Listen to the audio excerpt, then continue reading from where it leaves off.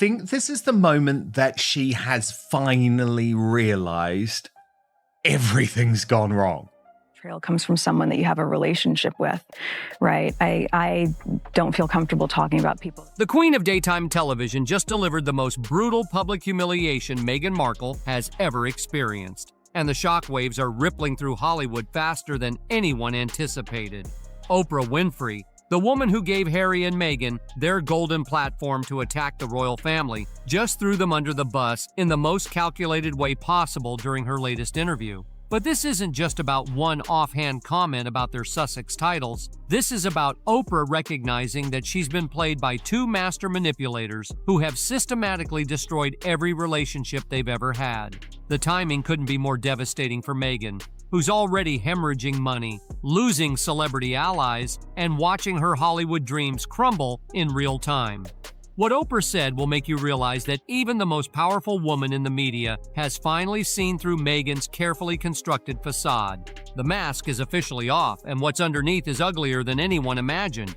We've been waiting for this moment, and it's finally here. The woman who waltzed into Buckingham Palace, thinking she could revolutionize a 1,000-year-old institution with her Hollywood sensibilities, is now watching her carefully constructed empire crumble in the most satisfying way possible.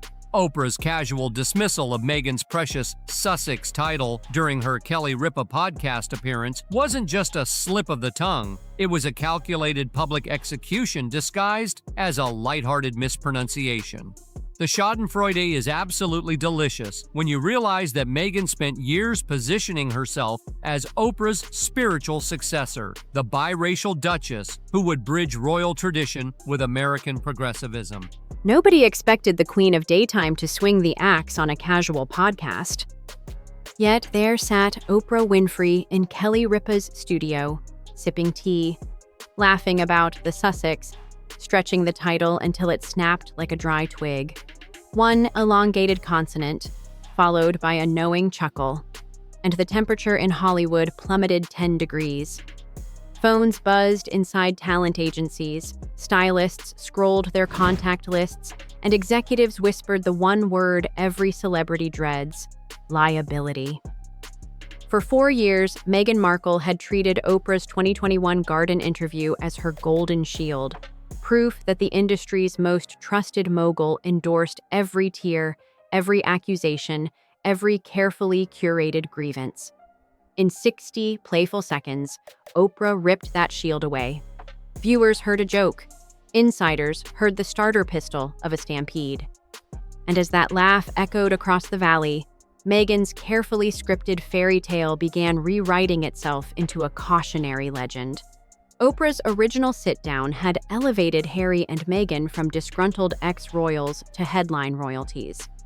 Streaming giants chased production deals, publishers flashed seven-figure advances, and celebrity friends tripped over themselves to prove loyalty. What I'm told, Meghan Markle has been going through multiple stages of grief over the Netflix deal.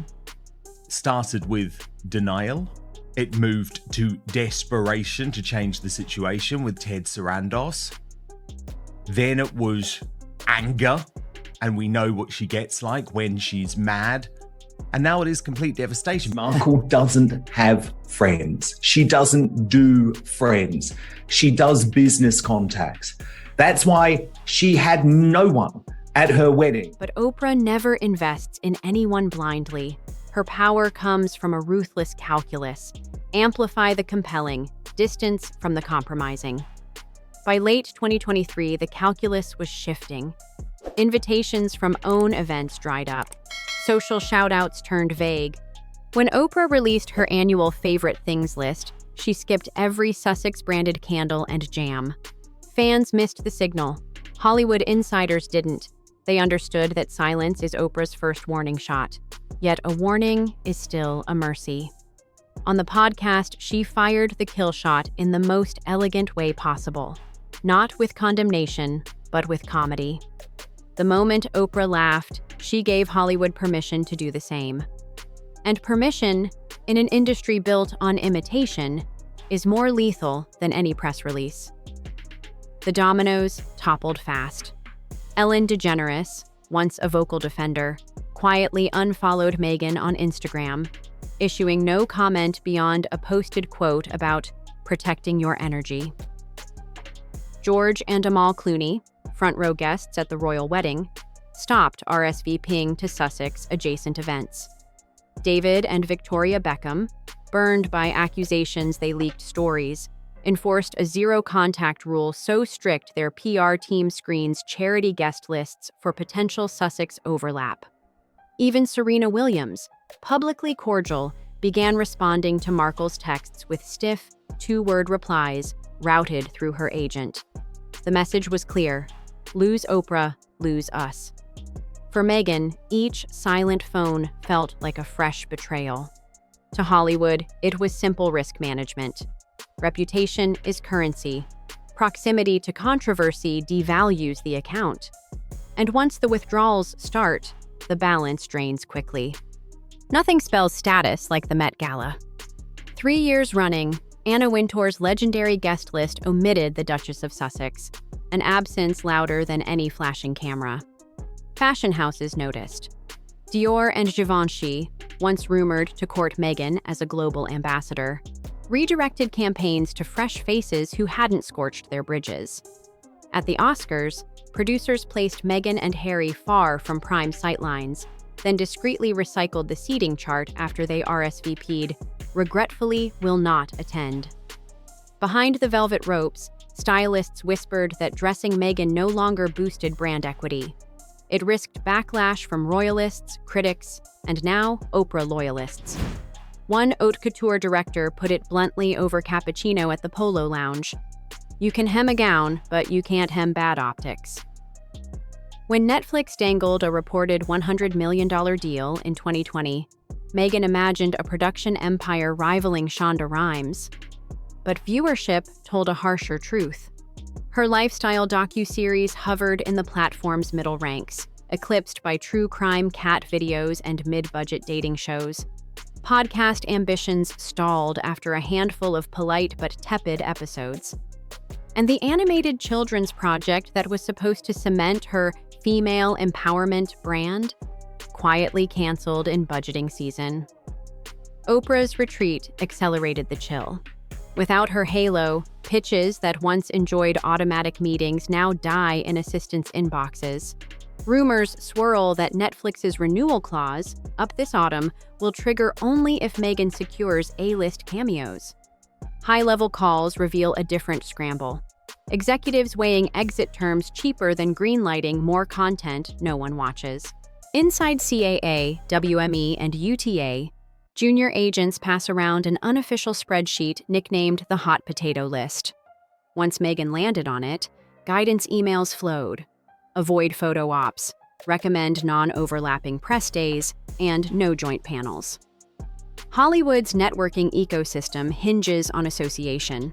If one star turns radioactive, others steer clear to protect endorsement deals and franchise roles. That's why Harry and Meghan increasingly find themselves seated beside lower-tier reality personalities at charity luncheons. The A-listers simply aren't available, per their managers' calendar conflicts, an industry euphemism meaning nowhere near those two, thank you. Montecito may look like a coastal postcard, but its real power hums behind electronic gates and century-old hedges. Think curated dinner parties where the guest list is tighter than a Hermes stitching pattern. Meghan assumed a $14 million mansion and a Sussexxx title were golden keys. Instead, they highlighted how little she understood the club's unwritten rules. The old money operating system. Inherited wealth in this hillside enclave plays by no brag, all bag etiquette. The truly rich don't gush on podcasts. They disappear to private vineyards, sign NDAs for fun, and treat publicity like a virus. Meghan's Oprah confessional violated that code before she ever unpacked her moving crates. The lunch table litmus test. Social secretaries run a weekly geometry called table placement. A coveted seat signals endorsement, a polite decline signals quarantine. For 3 straight seasons of benefit lunches at the Coral Casino Beach Club, the Sussexes received invitations. then found themselves reassigned to overflow patios due to limited capacity. Translation: the donors eating Dover sole didn't want royal baggage blocking the sea view. Whispers at the Country Mart. Montecito's farmers market functions as a rumor exchange. One afternoon, sighting of Meghan orchestrating paparazzi photos turned local heads. Within days, a tech founder's wife circulated a gentle reminder on the neighborhood listserv. Cameras are a courtesy ask, please refrain. That's Montecito speak for we hate staged publicity. Don't bring it here. Gatsby effect, in reverse. The more Meghan hosted curated garden soirees, artisanal cocktails, imported florals, strings of Edison bulbs, the fewer A-listers showed up. Word leaked that guests endured gratitude speeches peppered with brand mentions, Spotify dreams, Netflix teasers, lifestyle trademarks. Residents left clutching monogrammed gift bags and an unspoken vow: never again. Every gate that slammed in her face pushed Meghan back to Hollywood's wider battlefield, where she decided, disastrously, that goodwill could be purchased by the crate. When invitations dry up, influence merchants turn to product seeding, a nicer term for expensive bribery. Meghan's camp commissioned a luxury concierge firm specializing in elevated unboxing experiences. The mission? Flood elite doorsteps with proof the Duchess was still relevant. The anatomy of a basket exterior. Sustainably harvested wicker, hand-painted ARO, American Riviera Orchard, in champagne script. Interior: 2 bottles of small batch rosé, a lavender-infused honey dipper, crystal jam pots, vegan truffles, a silk neck scarf in Sussexxx mauve, and a handwritten note promising orchard-picked love. Each hamper retailed near $2,400 plus courier fees. Response tiers, brutally honest. Ghost acceptance, parcel signed for by house staff, then vanishes into a butler's pantry. 0 social posts. Obligatory story.